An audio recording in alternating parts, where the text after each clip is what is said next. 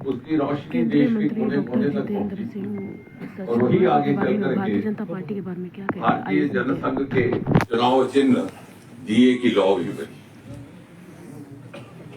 और तब से लेकर के आज तक, और यही पार्टी की मजबूती है। 50-60 वर्ष तक ना सत्ता की संभावना और ना ही सत्ता की अपेक्षा, फिर भी हमारे कार्यकर्ता एक कड़ी में जुड़े रहे, एक जुनून की कड़ी में। और आपको इस बात का अनुमान तब होगा जब आज देखते हैं आप कि जो पार्टियां 5-5 साल भी सत्ता से बाहर रहती है उनके नेता भटकने लग जाते हैं, लेकिन इस पार्टी को ऐसे कार्यकर्ताओं ने स्थिर रखा और इसीलिए देश हमसे अपेक्षा करता है। और ये विरासत हमारे लिए चुनौती भी है, हमारे लिए जिम्मेवारी भी है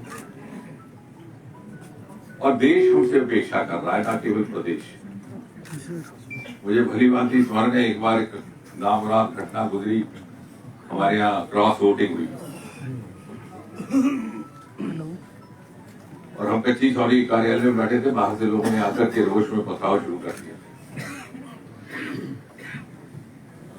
तो उसी पल रविशंकर प्रसाद जी का फोन आया। वो मुख्य प्रवक्ता हुआ करते थे, भाई श्रीकांत जी उस समय हमारे मीडिया के प्रभारी थे। इनको जाकर के मीडिया वाले परेशान करने लगे कि हमें बताइए विस्तार में क्या हुआ। तो रविशंकर जी इतने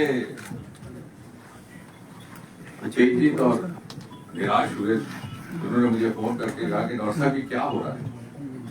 बोलो सर। जिस जम्मू कश्मीर का नाम लेकर के हम देश भर में भारतीय जनता पार्टी का प्रचार करते, वहां हमारे कार्यकर्ता ये कर बैठे। तो आप अनुमान लगा सकते हैं कि ये हमारे लिए गर्व करने वाली बात भी है, लेकिन साथ ही साथ जिम्मेवारी भी है। और सत्य सीए जी अभी बाहर गए हैं, शायद उनके ध्यान में हो कि ना हो कि वो अध्यक्ष का पदभार एक ऐसे समय में संभाल रहे हैं जबकि आज से 5 वर्ष के बाद भारतीय जनता पार्टी के 50 वर्ष पूरे होंगे। वैसे तो जनसंघ का गठन 70 वर्ष से पहले हुआ था, लेकिन नए अवतार में जन्म सन 1980 में मुंबई में हुआ, जब वहां पर वाजपेयी ने कार्यकारिणी का संबोधन करके घोषणा की। और तब से लेकर अब तक हम सब ने भी देखा, कई बार हमारी कार्यकारिणी पक्ष पर दरी बिछा के होती थी, लेकिन यदि ये दिन बदले हैं तो इसकी जिम्मेवारी निभाने के लिए 50 वर्ष तक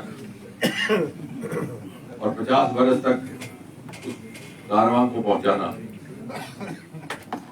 आज मोदी जी के नेतृत्व में भारत एक लंबी छलांग लगाने को तैयार है। आज वो जमाना नहीं रहा कि कोई सफल प्रयोग विदेश में होता और फिर हम उसकी सीख करते। टेलीविजन अमेरिका में 1950 में होता और यहाँ पर 1970 में आता। आज भारत कदम से कदम मिलाकर के दूसरे देशों के साथ चल रहा है। अगर हम 2014 में 350 स्टार्टअप थे तो आज बढ़कर के 2.25 लाख हो गए, दुनिया में तीसरे दर्जे पर आन खड़े हुए। यदि ग्लोबल इनोवेशन इंडेक्स में हम 81 दर्जे पे थे तो 42 की छलांग लगाकर हम 39 पर आ गए। हमारी स्पेस एजेंसी इसरो का जन्म सन 1969 में हुआ, जब अमेरिका ने पहला मानव चांद की धरती पर उतारा था, नील आर्मस्ट्रांग। लेकिन आज हम अमेरिका से पहले सदर बहुत दुख है। और इसलिए हमारे लिए भी एक अवसर है। हम आंदोलनात्मक मुद्रा में रहे, हमारे युवा साथियों का भी प्रशिक्षण उसी तरह से हुआ। जम्मू कश्मीर में वो हालत है, श्रीकांत जी आपने तो देखा मीडिया के माध्यम से, हमारे युवा मोर्चे को कहिए 2 मिनट में किसी का भी पुतला जला रहा हो, काम अंजाम देना। लेकिन मैं उनसे ये कह रहा था कि जिस तरह से सेनाओं में होता है, जब युद्ध का समय नहीं होता तो पीस टाइम कैलेंडर होता है। अब आंदोलन किसके खिलाफ कर रहे हैं? केंद्र में आपकी सरकार है, एलजी केंद्र से मनोनीत किए।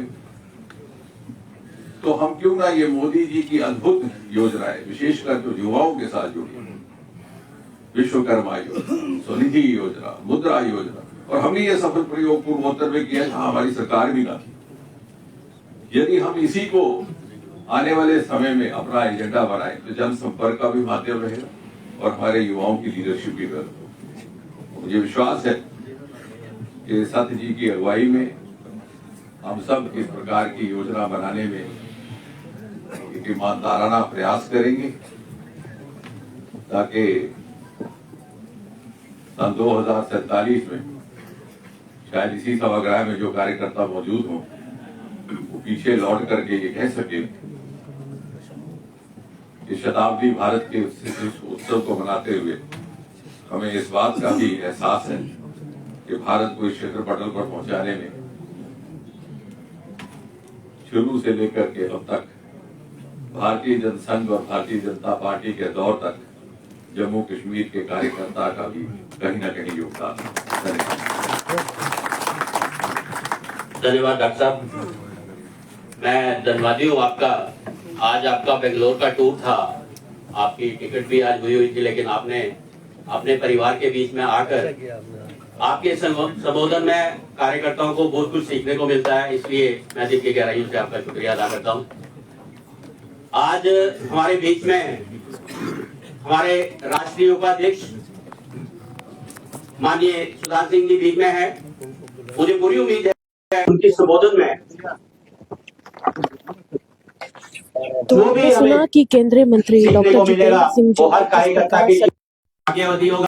और उन्होंने कहा कि उन्होंने पहले भी भारतीय जनता पार्टी को तमाम कार्यकर्ताओं का एक दायित्व के साथ आगे भी संभालेंगे। फिलहाल के लिए तो मेरे से इजाजत देखते रहिए।